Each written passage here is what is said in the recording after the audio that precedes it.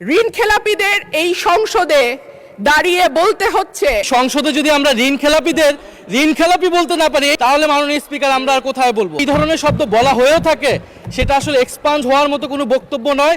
এখানে যারা আছেন কেউ ঋণ খেলাপি না, কেউ কেউ ঋণগ্রস্ত হতে পারে ব্যবসা বাণিজ্য করতে যে, কিন্তু আবার আমাদের তো সময়ও কম। মাননীয় চিফ হুইপ, যে 1 মিনিট দেওয়া হলো আপনাকে, বলেন। মাননীয় স্পিকার, এখানে কিন্তু আমরা নির্বাচনের আগেও ঋণ খেলাপিদের বিরুদ্ধে কথা বলেছি, ঋণ খেলাপিদের নমিনেশন দেওয়া হয়েছে। নির্বাচনের পরেও আমি আমার প্রথম অধিবেশনের বক্তব্য এইখানে মাননীয় অনেক সম্মানিত সংসদ সদস্য, তাদের কত কত ঋণ খেলাপি রয়েছে সেই সংখ্যা আমি উল্লেখ করেছি, তাদের সম্মানিত নাম প্রকাশ করিনি। এখন যেই দল ঋণ খেলাপিদের নমিনেশন দিয়ে তাদেরকে সংসদে নিয়ে আসে, এটা তো তাদের দায়িত্ব, তাদের উপরে এই দায় চাপায়।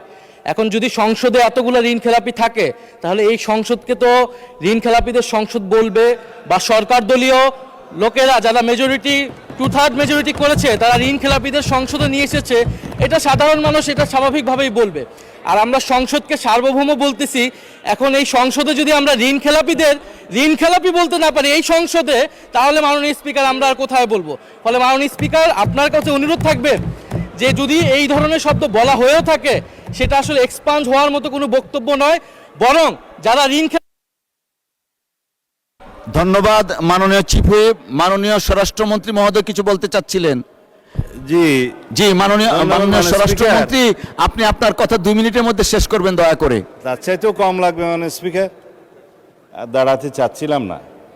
এই মহান জাতীয় সংসদকে, আমরা জাতীয় সংসদের সকল সংসদ সদস্যদেরকে সম্মান প্রদর্শন করা আমাদের উচিত। আমি শুধু ইন্টারপ্রিটেশনটা দেব, কে কি বলেছেন সেটাতে যাব না। এখানে যারা আছেন কেউ ঋণ খেলাপি না।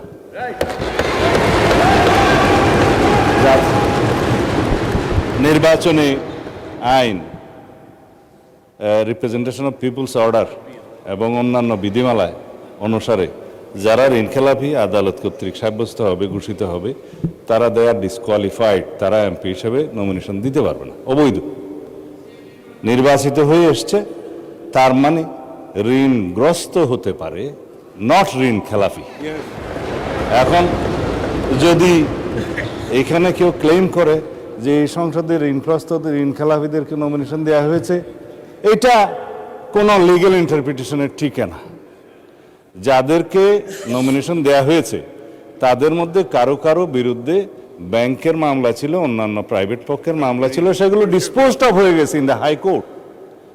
যখন হাইকোর্ট সুপ্রিম কোর্ট থেকে সেটা ডিসপোজড অফ হয়ে যায় এবং তাকে লেজিটিমেট ক্যান্ডিডেট হিসাবে ডিক্লেয়ার করা হয়, সে আর ঋণ খেলাপি নয়, এবং তারা এখানে ইলেক্টেড হয়ে এসছে। এখন আমরা কেন বলছি এটা ঋণ খেলাপিদের সংসদ? কেউ কেউ ঋণগ্রস্ত হতে পারে ব্যবসা বাণিজ্য করতে যে, কিন্তু ঋণ খেলাপি হিসাবে যে এখানে ডিফেম করা হচ্ছে, it's a defamatory statement, it should be, I think, এক্সপান্সড।